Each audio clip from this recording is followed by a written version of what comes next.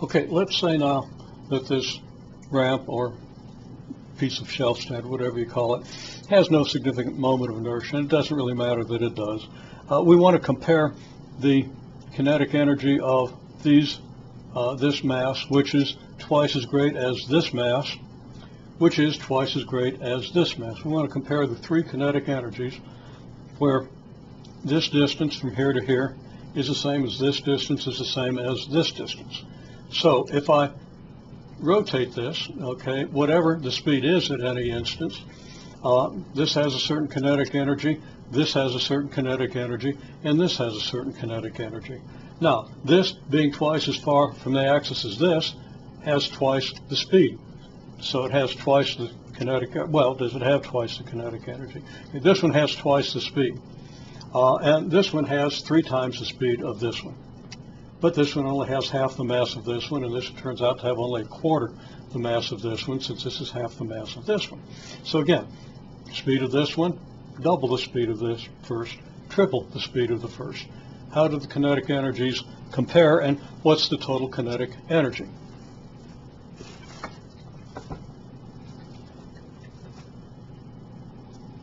Now, I'm going to say that the total kinetic energy is, the kinetic energy of any mass is its moment of inertia, 1/2 its moment of inertia times the angular velocity squared. So these all have the same angular velocity at any instant. Okay, same angular velocity at any instant. So that omega is the same for all three. But of course, the three have different moments of inertia.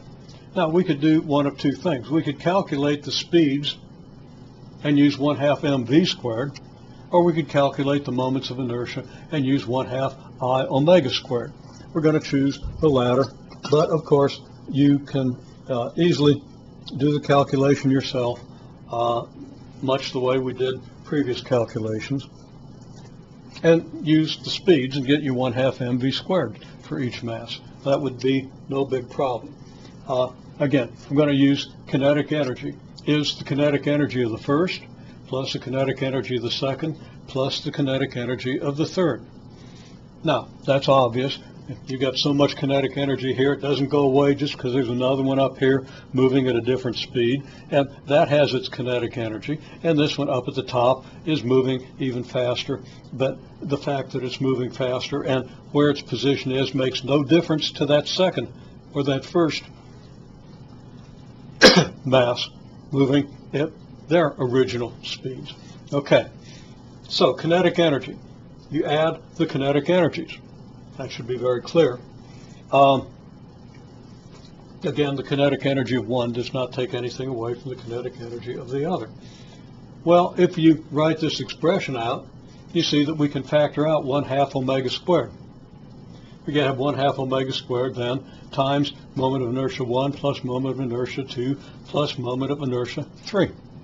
Now, if we let I stand for the total moment of inertia, which is the moment of inertia of the first plus a moment of inertia of the second plus a moment of inertia of the third, we get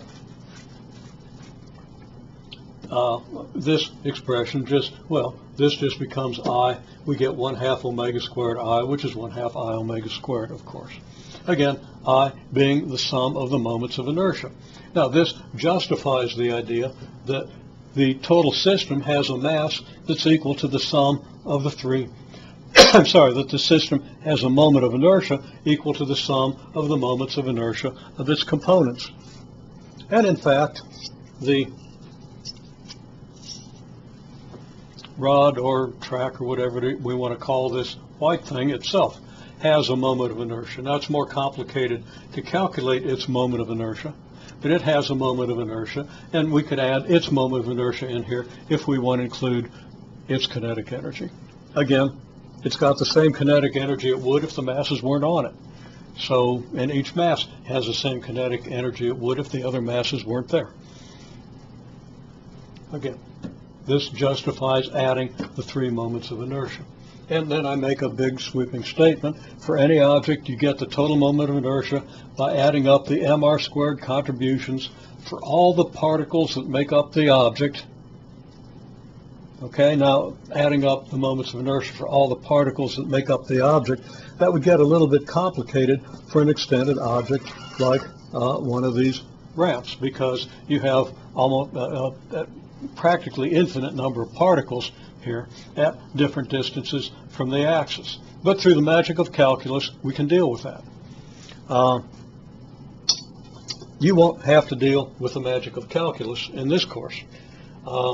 If you're in the General College Physics or Principles of Physics course, we don't deal with that. We just tell you what calculus gives us. And then if you happen to know calculus, which many people do, and want us to fill in the details, that's actually fairly easy to do.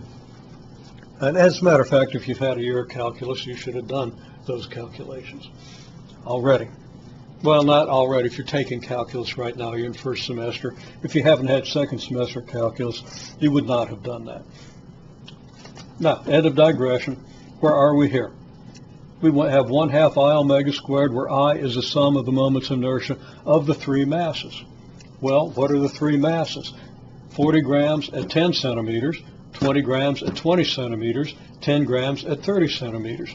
The moments of inertia will then be 40 grams times the square of 10 centimeters, 20 grams times the square of 20 centimeters, 10 grams times the square of 30 centimeters. When we calculate that out, we get 4,000 grams centimeters squared for the greatest mass, but it's closer to the axis. Actually, the second mass, which is only half the mass, but is twice as far from the axis, gives us 8,000 grams centimeters squared, double the moment of inertia of the greater mass, which is unfortunately twice as close. Okay, well, why should that make sense? Well, half the mass at twice the distance, since we're squaring the distance, is going to give us half the mass at 2 squared times the squared distance, or 4 times the squared distance. If we square 20 centimeters, we get 400 centimeters squared. If we square 10 centimeters, we get 100 centimeters squared.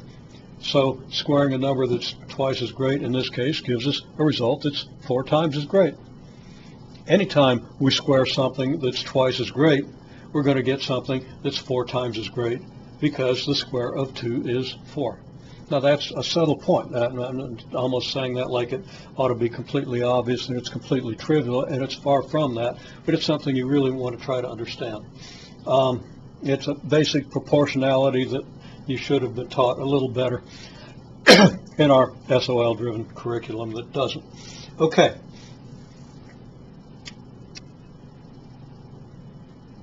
We calculate these moments of inertia and we add them up, and we get 21,000 grams centimeters squared, or 0.021 kilogram meters squared. Again, using the same reasoning we've used in previous problems, so I'm not going to repeat it.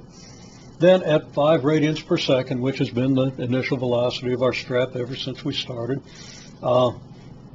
we get a kinetic energy of 1/2 I omega squared, and that's going to then be what? 1/2 of our 0.021 kilogram meters squared multiplied by the square of our omega naught, our initial angular velocity, which is 5 radians per second. Squaring that, multiplying all this out, we get something close to 0.25 joules, and you can work out the details. I could have written it out in more detail, but I actually want you to work it out. But it's not far from 0.25 joules. If you do this calculation and get something close to 0.25 joules, chances are you did it right. The main point to carry away from this is that by adding the moments of inertia, we get a total moment of inertia that can then be used in analyzing the system. And I also invite you to calculate the individual 1/2 I omega squareds. Very easy to do, and add them up, and you will get the same result as if you did this, and you'll see better why all this works out the way it does. And also do 1/2 mv squared, and the manner we did it previously for each mass. Think about the relationships in this that emerge in this entire problem.